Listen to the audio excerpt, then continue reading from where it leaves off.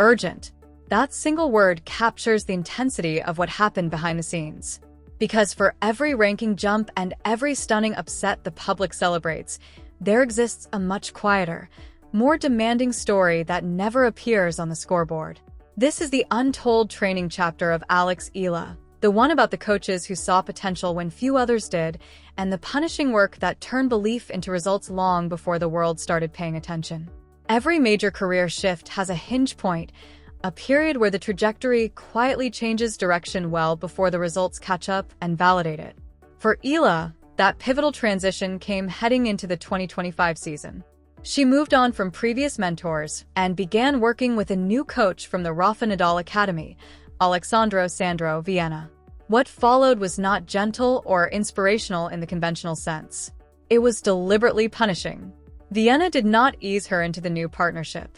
Instead, he designed an intense preseason block that tested her physical and mental limits in ways she had rarely experienced. Double tennis sessions were stacked directly with double fitness sessions, day after day, with little room for recovery. Vienna later described those weeks in characteristically straightforward terms: long days, but productive ones. The entire team, he noted, was pleased with the outcomes. That simple phrase, happy with the results, carries an enormous amount of unspoken hardship. Anyone who is trained at that level understands what those words conceal. Mornings when the body protests every movement, sessions where the mind begins bargaining with exhausted muscles for permission to stop. Eala received no such permission, not from Vienna and not from herself. She pushed through some of the most demanding training periods of her young career without any guarantee that the discomfort would eventually translate into on-court success. This is the part of an athlete's journey that almost never makes it into highlight reels or motivational montages because it doesn't resolve neatly or quickly. It is defined by uncertainty, the coach's doubt about whether the training plan is truly optimal, and the athlete's own internal questions about whether she possesses the necessary resilience to endure it. Somewhere within that fog of doubt, Joan Bosch stepped into a more prominent role, eventually becoming her primary coach at the academy. Bosch had been recommended for the position by none other than Tony Nadal himself. Bosch later admitted something striking about those early days. He trusted Eala's potential from the very beginning, even when tangible proof was still limited. He described her as intelligent and highly coachable. At the same time, he remained measured and realistic about her ceiling, acknowledging with the caution of someone who has witnessed many promising careers stall that things were progressing well, but that nothing was yet decided. That realism wasn't pessimism. It was the hard-earned perspective of a coach who understands that potential in tennis means very little until it is repeatedly tested against the absolute best players in the world. Eala's test arrived sooner and more dramatically than anyone on her team anticipated. It came at the 2025 Miami Open, where she entered as a wild card, essentially a footnote in the draw, added almost as an afterthought. Then she began winning. She defeated former Grand Slam champion Jelena Ostapenko in a match many expected would end her run early. Next came a victory over Madison Keys, another major champion. Every round should have been the one where reality reasserted itself. Instead, her run kept escalating. The pinnacle arrived against Iga Swiatek, one of the most dominant forces in women's tennis in recent years. Few gave Eala a realistic chance. This matchup was widely viewed as the ceiling, the point where the fairy tale would end with respect but without the upset. Eala won in straight sets. For a moment, imagine what that felt like from inside Joan Bosch's coaching box, watching years of unglamorous, largely unseen training suddenly explode onto one of the sport's biggest stages. Bosch later reflected on that stretch with notable honesty, admitting that when he first began working with her, neither he nor many others believed she could reach this level so quickly. That is a remarkable statement for a coach to make publicly. Not the scripted, "I always believed in her," but the candid, "I didn't think this was possible." And yet it was unfolding live in front of the entire tennis world. The reaction was swift and powerful. Even Rafael Nadal, the Academy's namesake and 22-time Grand Slam champion, publicly congratulated her. A nod from Nadal in the tennis community carries the weight of a coronation.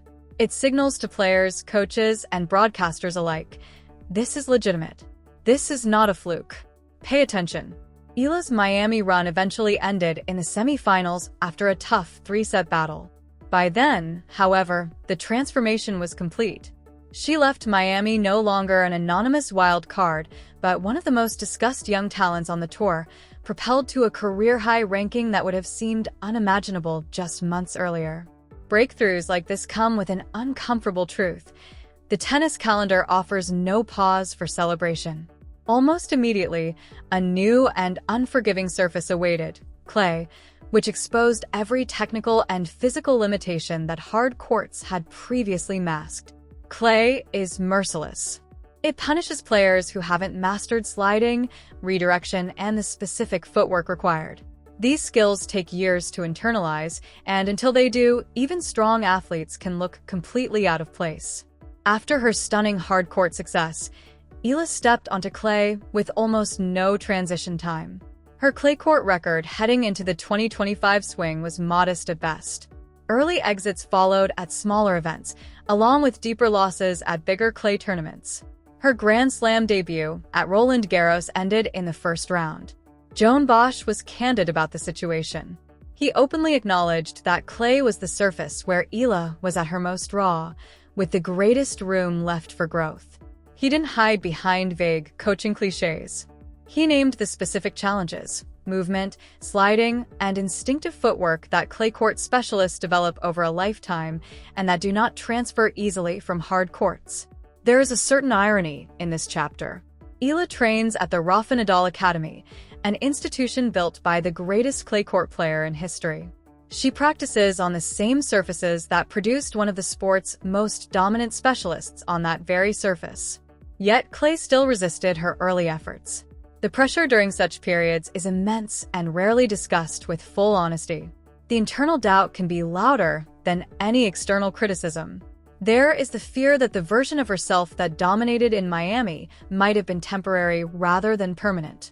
The worry that the rising star label had arrived prematurely. Bosch and his team had roughly 1 week between the end of the hard court swing and the start of clay season to begin installing new movement patterns. 1 week, not months, to retrain a body that had just succeeded on a completely different surface. It would have been easy to panic, to abandon the plan, or to start from scratch. Instead, they chose measured, incremental adjustments. That pragmatic approach revealed something deeper about Eala that no hard-court victory could have shown: her exceptional capacity to learn. Bosch highlighted her ability to absorb new information during competition and translate it into performance without the emotional collapse that derails many young players. In a sport where emotional control grows increasingly difficult, he identified her calmness as the true separator. That mental strength was reinforced by an extraordinary support system. Tony Nadal, the legendary coach who guided his nephew Rafael to 22 Grand Slam titles, began working more closely with Eala's team, bringing decades of clay court expertise directly into her development. Eala herself spoke about his involvement with visible gratitude and a sense of disbelief at having such a figure invested in her progress. Then came one of the most telling moments in her development. During a routine training session, Rafael Nadal himself, the 22-time major champion and face of the academy, appeared unannounced. He offered direct advice on her serve and almost casually hit balls with her. Bosch later described the atmosphere at the academy during such moments, with figures like Nadal and Carlos Moya circulating and offering guidance, as feeling like a living laboratory dedicated to excellence. Slowly, the clay began to feel less alien. The sliding and movement patterns that had previously cost her matches started to improve, even if they were not yet natural. Results followed gradually, not in one explosive tournament, but through steady, hard-earned progress. Win by win and ranking point by ranking point, she climbed until July 13, 2026, when she reached a career-high number 28 in the WTA rankings, the first Filipina to break into that territory, the first with multiple top 10 wins, and the first to reach the 4th round of a Grand Slam. None of it happened in the clean, cinematic way highlight reels suggest. It was built patiently through years of unglamorous work by a series of coaches who each contributed something unique. Eala remained coachable and determined throughout. The academy that accepted her as a young teenager continues shaping her. The coaches who balanced doubt with belief remain in her corner. The surfaces that once exposed her weaknesses are gradually becoming platforms where she proves she belongs. If Joan Bosch's assessment holds true, that there is still no clear ceiling in sight, the question becomes how much further this journey can realistically go. When future generations look back on this era of women's tennis, will they remember Alex Eala as a standout story of 2025 and 2026, or as a player who is only beginning to reveal her full potential? Her story is still being written in real time. The foundation laid through those punishing training blocks, honest coaching conversations, and quiet adjustments continues to support her rise. What began as doubt and hard work has become proof that patient, intelligent development can produce extraordinary results. This is the power of the unseen hours, the double sessions, the honest feedback, the willingness to adapt rather than panic. Alex Eala's career reminds us that the scoreboard only tells part of the story. The real narrative lives in the training courts, the coaching boxes, and the daily decisions to keep pushing when there are no guarantees. The tennis world is watching closely because her trajectory suggests something special is still unfolding.